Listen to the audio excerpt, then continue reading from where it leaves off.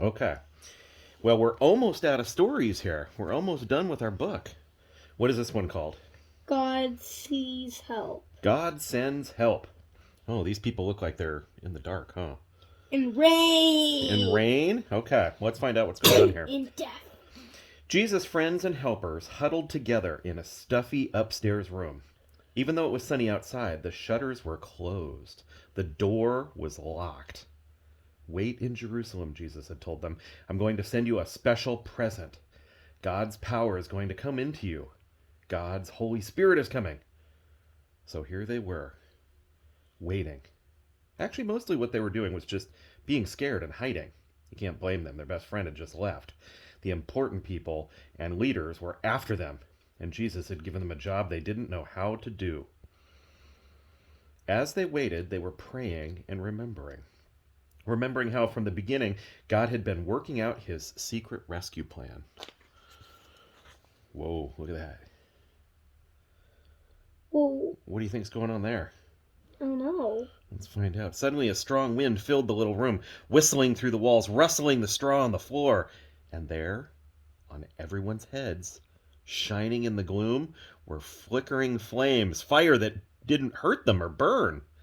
And something more. Inside their hearts, they felt a strange heat, almost as if all the coldness and hardness were melting away, as if their broken hearts were mending. And God was giving them brand new hearts, hearts that could work properly. How it happened, they didn't know, but they knew God's power had struck their hearts ablaze, and Jesus himself was coming to live inside them. They had seen Jesus go away, but now he was closer than he had ever been, inside their hearts. And this time nothing could ever separate them. Jesus would always be there, with them, loving them, whispering the promise that would get rid of the poison and the terrible lie and the sickness in their hearts.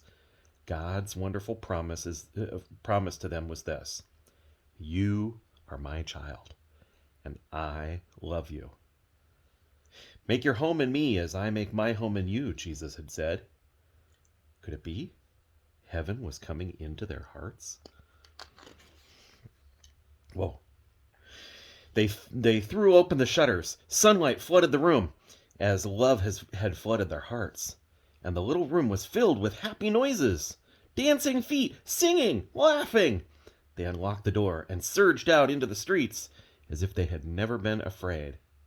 Peter spoke in a loud voice so everyone could hear. Jesus died for you, he said, because he loves you, and God made him alive again. He has rescued you. People stopped and listened.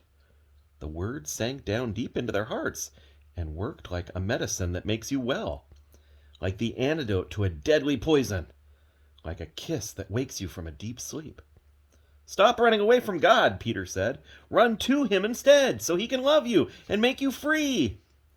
And Peter told them the wonderful story of God's love, God's never stopping, never giving up, unbreaking, always and forever love, how Jesus had come, all that had happened. There were lots of people from faraway countries in Jerusalem. They couldn't speak the same language, but as they listened to Peter, everyone could understand what he was saying in their own languages. What other languages can you think of? Can you think of other languages? No?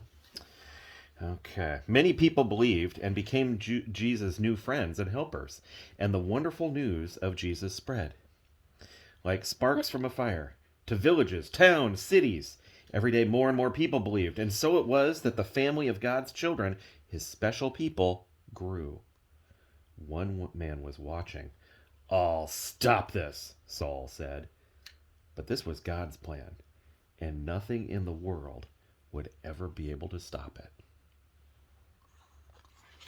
Oh, What? that's the end of that story.